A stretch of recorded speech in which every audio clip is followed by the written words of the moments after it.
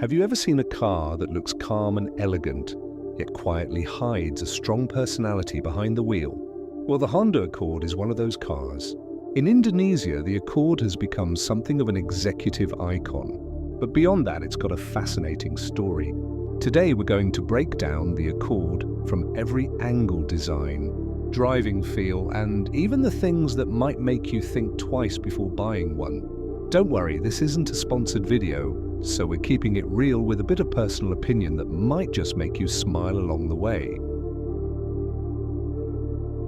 Let's rewind back to 1976, when the first Honda Accord debuted as a compact sedan. Over time, it grew into a mid-sized sedan known for comfort, fuel efficiency, and a touch of luxury. In the world, the Accord gained popularity in the 90s, often chosen by company executives or officials who didn't want to stand out too much. What's interesting is that the Accord has always tried to keep up with the times without losing its identity, unlike some models that occasionally lose their way chasing trends. Maybe that's the reason the Accord has survived for decades in such a competitive market. When it comes to design, the Accord is like a tailored suit, not too flashy, but perfectly fitting.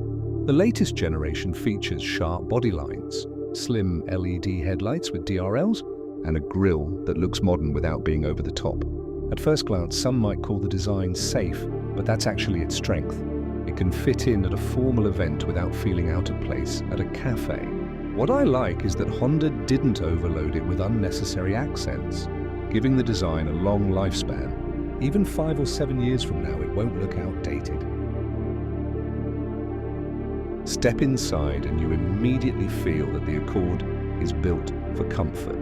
The seats are plush, the driving position is ergonomic, and most of the materials feel premium. Depending on the trim, you'll get wood or brushed metal accents, plus a responsive infotainment screen. But honestly, I think the dashboard design still feels a bit conservative compared to competitors with more futuristic layouts. The upside: everything is easy to reach and intuitive to use. If you're the type who doesn't want to relearn a whole new system every time you change cars, this interior will feel like home. The latest Accord usually comes with either a 1.5L turbo or a 2.0L hybrid, depending on the market. The 1.5L turbo offers enough power for daily use: smooth, responsive at low RPMs, and fuel efficient, but don't expect sports car thrills if you want more punch. The 2.0L hybrid delivers quicker acceleration without sacrificing efficiency. It's like wearing a business suit but secretly having running shoes on, calm but ready to sprint when you need it. One of the reasons I like the Accord is its balance between comfort and handling. The suspension is soft enough for a smooth ride, yet firm enough to keep body roll in check when cornering. Steering feels precise, and for a big sedan, there's minimal sway. On the highway, it glides like a cruise ship. But in the city where potholes lurk, it still manages to absorb bumps gracefully.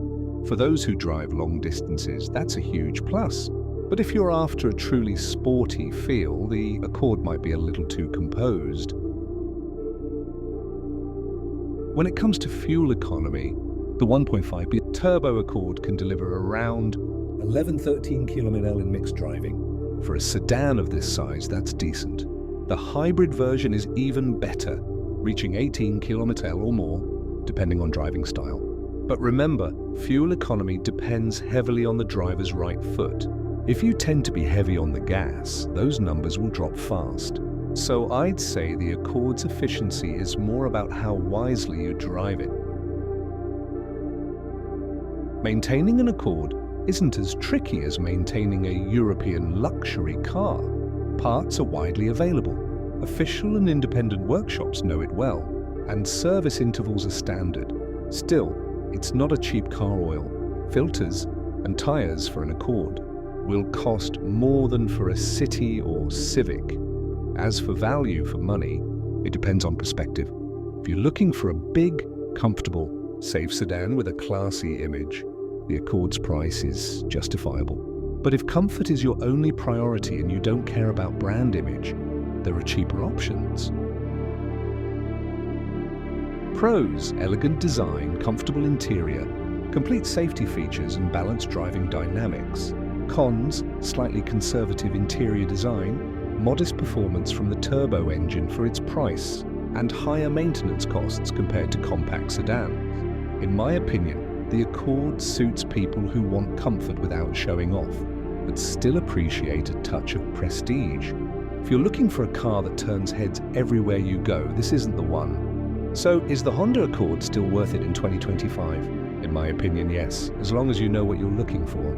The Accord isn't for everyone, but for those who value comfort, safety, and timeless design, it's hard to beat. It's not the fastest, it's not the cheapest, but it has a rare balance in its segment. Personally, I like it because every time I drive it, I feel not only physically comfortable, but also mentally relaxed. And in a world that's getting noisier and faster, that's a rare and valuable quality.